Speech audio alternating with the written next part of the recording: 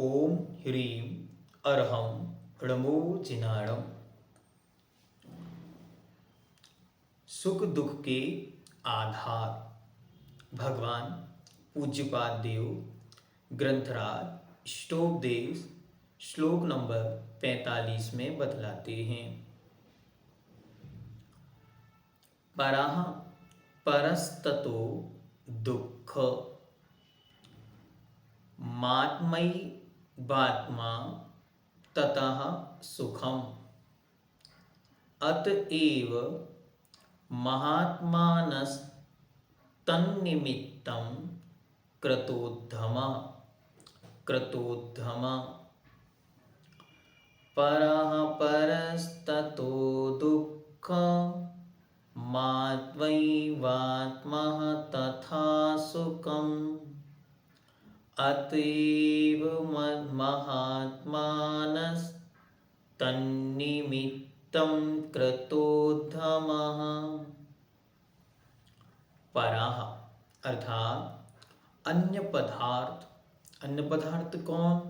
आत्मा से भिन्न, आत्मा के अलावा अन्य जितने भी पदार्थ हैं।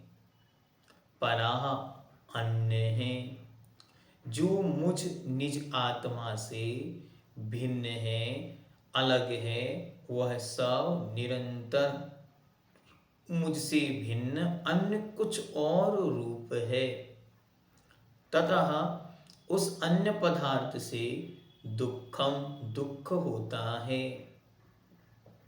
और आत्मा कैसा है? तो अपना आत्मा ही आत्मा ही है। वास्तविकता में अपना आत्मा ही आत्मा है, अपना आत्मा ही अपना है। बाकी सब क्या है? बाकी सब सपना है। अर्थात मुझसे भिन्न बाकी सब पर पदार्थ मुझसे अलग अन्य कोई और अन्य कुछ और हैं। यहाँ तो मात्र मैं आत्मा ही मेरा हूँ। ततः उस आत्मा से सुख होता है। जो पर पदार्थ हैं वे पर पदार्थ ही दुख के कारण हैं, दुख के निमित्त हैं, दुख हैं। और मैं जो आत्मा हूँ उस आत्मा के निमित्त से ही मुझे सुख होता है, वह ही सुख है। अतएव इसी कारण महात्मनः महान पुरुषों ने तन्निमित्तम उस आत्मा की प्राप्ति के लिए क्रतोद्धमः, कृत प्लस उद्यम, कृत मतलब किया, उद्यम मतलब प्रयास, पुरुषार्थ। तो महान पुरुषों ने उसके लिए प्रयास किया। जब अच्छी तरह भेद विज्ञान के बल पर, आत्मज्ञान के बल पर, आत्मयोग के बल पर योगी ने ये निश्चित कर लिया कि दो अलग अलग पदार्थ हैं। कौन कौन? एक मैं आत्म तत्व भिन्न हूँ और एक मुझसे भिन्न अन्य पर सब ये अलग पदार्थ हैं। पुद्गल नव धर्म अधर्म काल इनते न्यारी है जीव चाल। जो कुछ मैं हूँ वह ही बस मैं हूँ, उसके अलावा बाकी जितने ये सब हैं ये मुझसे भिन्न अन्य कोई और अन्य कुछ और हैं। जब ये अच्छी तरह निमित्त ज्ञान से, जागृति से, अभ्यास से, गुरु के उपदेश से और स्व अनुभव अर्थात स्वसंवृत्ति से जब ये बोध हुआ, तब क्या किया? तब उन महान आत्माओं ने जब इस बात को जान लिया कि ये सब मुझसे भिन्न पर यही दुख के कारण है और मैं निज आत्मा ही अपने सुख का कारण हूँ, तो उन महान आत्माओं ने उस आत्मा की प्राप्ति के लिए ही अपने संपूर्ण पुरुषार्थ लगा दिए। अपना आत्मा ही अपना रहता है। अपनी आत्मा के सिवा जितने भी माता पिता पुत्र स्त्री मित्र आदि चेतन पदार्थ तथा धन, शरीर, मकान आदि जड़ पदार्थ हैं। उनको चाहे जितना अपनाया जावे, परंतु वे कभी अपने होते ही नहीं। इसलिए उन सभी जड़ चेतन पदार्थों को पाने के लिए जितना भी परिश्रम किया जाता है वह दुखदायक ही होता है। अच्छी तरह यदि हम संसार की स्थिति देखें तो प्रति क्षण व्यक्ति कुछ पाने की चाहत में लगा हुआ है।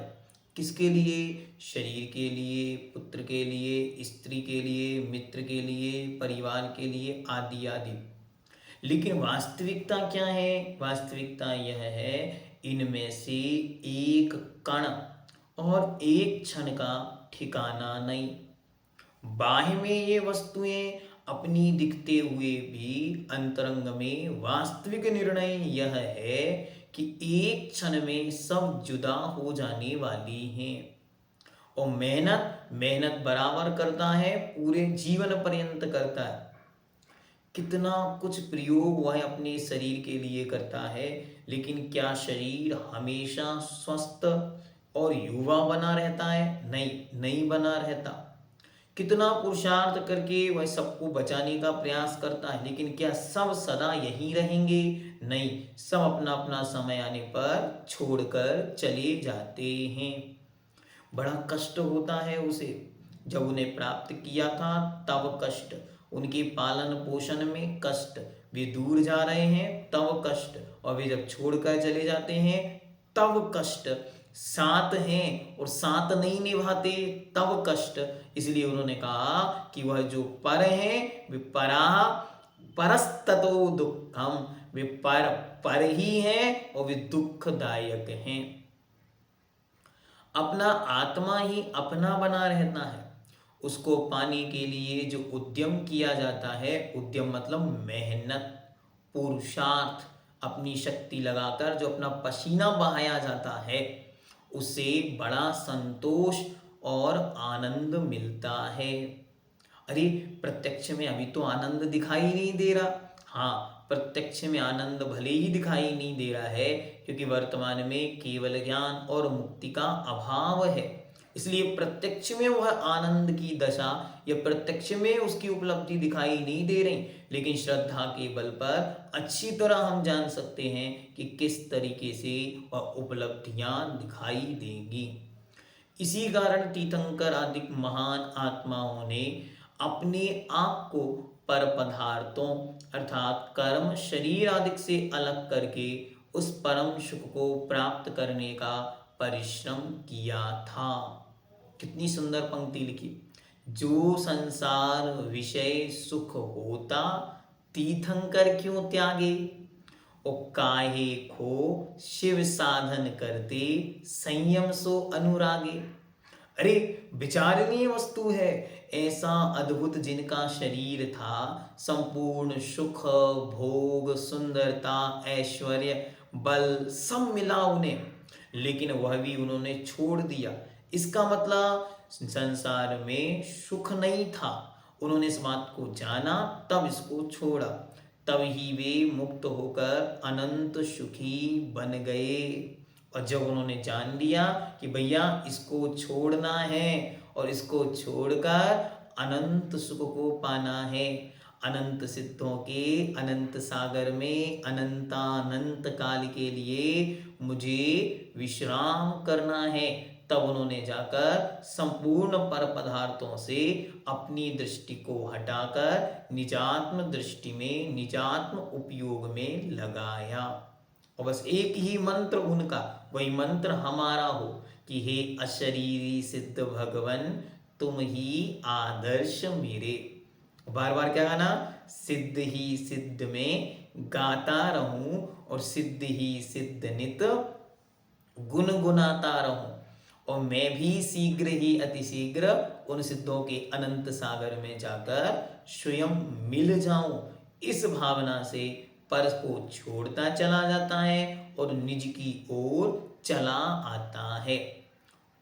जैनम जयतु शासनम।